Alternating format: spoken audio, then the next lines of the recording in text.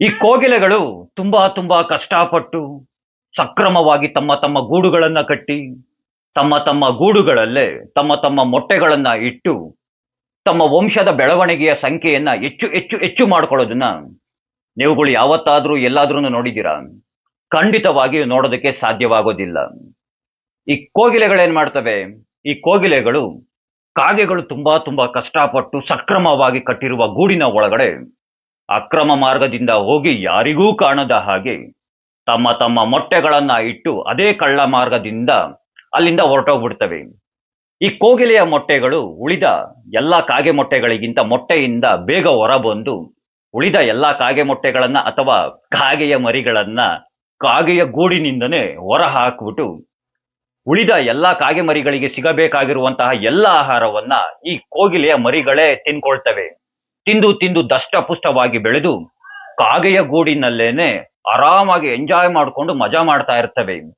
ಒಂದು ದಿನ ಕಾಗೆಗೆ ಗೊತ್ತಾಗುತ್ತೆ ಇದು ನನ್ನ ಮರಿಯಲ್ಲ ಅಂತ. ಇವತ್ತಿನ ದಿನ ಈ ನಮ್ಮ ಕನ್ನಡಿಗರ ಕತೆಗಳು ಹಾಗೆ ನಮ್ಮ ಕನ್ನಡಿಗರ ಪರಿಸ್ಥಿತಿ ಇದೇ ರೀತಿಯಾಗೇನೆ. ಈ ಕೋಗಿಲು ಲೇಔಟ್ ನಲ್ಲಿ ಯಾರೆಲ್ಲ ಅಕ್ರಮವಾಗಿ ಬಂದು ನೆಲೆಸಿದ್ದಾರೆ ನೋಡಿ. ಈ ಕೋಗಿಲು ಲೇಔಟ್ ನಲ್ಲಿ ಅಕ್ರಮವಾಗಿ ಬಂದು ನೆಲೆಸಿರುವಂತವ್ರಿಗೆ ಎಲ್ಲರಿಗೂ ಈ ನಮ್ಮ ಘನತೆತ್ತ ರಾಜ್ಯ ಸರ್ಕಾರ ಸಕ್ರಮವಾಗಿ ಮನೆಗಳನ್ನ ನಿರ್ಮಿಸಿಕೊಡುತ್ತಂತೆ. ಅದು ಯಾರ ಆಸ್ತಿಯಲ್ಲಿ, ಯಾರ ಹಣದಲ್ಲಿ? ಕರ್ನಾಟಕದ ಆಸ್ತಿಯಲ್ಲಿ ಕನ್ನಡಿಗರ ತೆರಿಗೆ ಹಣವನ್ನ ಬಳಕೆಯನ್ನ ಮಾಡಿಕೊಂಡು ಅಕ್ರಮವಾಗಿ ಬಂದು ನೆಲೆಸಿರುವಂತಹ ಅಕ್ರಮ ವಲಸಿಗರಿಗೆ ಸಕ್ರಮವಾಗಿ ಮನೆಗಳನ್ನ ನಿರ್ಮಿಸಿಕೊಡುವಂತಹದ್ದು.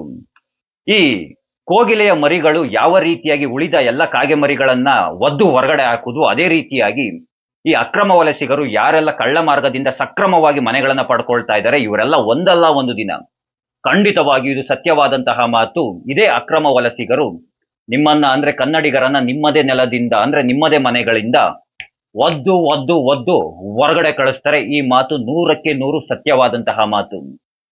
ಕಾಗೆಗೆ ಇದು ನನ್ನ ಮರಿಯಲ್ಲ ಅಂತ ಯಾವ ರೀತಿಯಾಗಿ ಜ್ಞಾನೋದಯವಾಯ್ತೋ ಅದೇ ರೀತಿಯಾಗಿ ಒಂದಲ್ಲ ಒಂದು ದಿನ ನಿಮಗೂ ಸಹ ಜ್ಞಾನೋದಯವಾಗುತ್ತೆ. ಇವ್ರು ಯಾರು ನಮ್ಮವರಲ್ಲ, ಇವ್ರ ಮೇಲೆ ಕರುಣೆಯನ್ನ ತೋರ್ಬಾರ್ದಾಗಿತ್ತು, ಇವರೆಲ್ಲ ನಮ್ಮನೆ ನಮ್ಮ ನೆಲದಿಂದ ಒದ್ದು ಹೊರಗಡೆ ಹಾಕ್ಬಿಡ್ತಾರೆ ಅಂತ ಒಂದಲ್ಲ ಒಂದು ದಿನ ನಿಮ್ಗೆಲ್ಲ ಜ್ಞಾನೋದಯವಾಗುತ್ತೆ. ಆ ಜ್ಞಾನೋದಯ ಆಗೋ ಅಷ್ಟೊತ್ತಿಗೆ ಮತ್ತೊಂದು ಕಾಶ್ಮೀರ ಕರ್ನಾಟಕವಾಗಿರುತ್ತೆ. ಆಗ ಯೋಚನೆಯನ್ನ ಮಾಡಿ ಏನು ಪ್ರಯೋಜನ ಇಲ್ಲ. ಏನ್ ಹೇಳಿ, ಯೋಚನೆಯನ್ನ ಮಾಡಿ ಏನು ಪ್ರಯೋಜನ ಇಲ್ಲ. ಈ ಕಾಗೆಗಳು ತಮಗೆ ಸಿಕ್ಕಂತಹ ಆಹಾರವನ್ನ ಕಾ ಕಾ ಕಾ ಕಾ ಅಂತ ಕರೆದು ಕರುಣೆಯಿಂದ ಉಳಿದಂತಹ ಎಲ್ಲಾ ಪಕ್ಷಿಗಳಿಗೂ ನೀಡುತ್ತಂತಂದ್ರೆ ಎಲ್ಲ ಕಾಗೆಗಳಿಗೂ ನೀಡುತ್ತಂತೆ. ನೀವು ಕನ್ನಡಿಗರು ವಿಶಾಲವಾದಂತಹ ಹೃದಯದವರು ನಾವು ಅಂತೆಲ್ಲ ಹೇಳ್ಕೊಂಡು ಇದೇ ರೀತಿಯಾಗಿ ಎಲ್ಲರನ್ನೂ ಕಾ ಕಾ ಕಾ ಕಾ ಅಂತ ಕರೀತಾ ಇದ್ರೆ ಒಂದಲ್ಲ ಒಂದು ದಿನ ಇದೇ ನೆಲದಿಂದ ನಿಮ್ಮನ್ನ ಒದ್ದು ಹೊರ ಹಾಕ್ತಾರೆ. ಹಾಗಾಗಿ ನಾನು ಪ್ರತಿ ಬಾರಿ ಹೇಳುವಂತಹದ್ದು ಜಾತ್ಯಾತೀತತೆಯ ಸಿದ್ಧಾಂತಗಳನ್ನ, ಈ ಜಾತ್ಯಾತೀತತೆಯ ಮನಸ್ಥಿತಿಯನ್ನ ಮೊದಲು ಹೊರ ಬನ್ನಿ.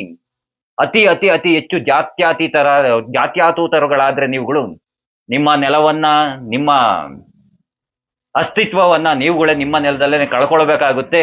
ಇದು ಸತ್ಯವಾದಂತಹ ಮಾತು. ಸುಮ್ಮನೆ ಹಾಗೇನೆ ಉಳಿದಂತಹ ಪಶ್ಚಿಮ ಬಂಗಾಳ ಆಗಿರ್ಬೋದು, ಕೇರಳ ಆಗಿರ್ಬೋದು, ಕಾಶ್ಮೀರ ಆಗಿರ್ಬೋದು, ಅಲ್ಲೆಲ್ಲ ಏನೆಲ್ಲ ನಡೀತಾ ಇದೆ ಅದನ್ನ ದಯಮಾಡಿ ಅರ್ಥವನ್ನ ಮಾಡ್ಕೊಳ್ಳಿ ಅಂತ ಹೇಳ್ತಾ, ಆ ಕೃಷ್ಣ ನಿಮ್ಮೆಲ್ಲರಿಗೂ ಒಳ್ಳೇದ್ ಮಾಡ್ಲಿ ಅಂತ ಕೇಳ್ಕೊಳ್ತಾ ಎಲ್ರಿಗೂ ಧನ್ಯವಾದಗಳು. ಜೈ ಶ್ರೀ ಕೃಷ್ಣ.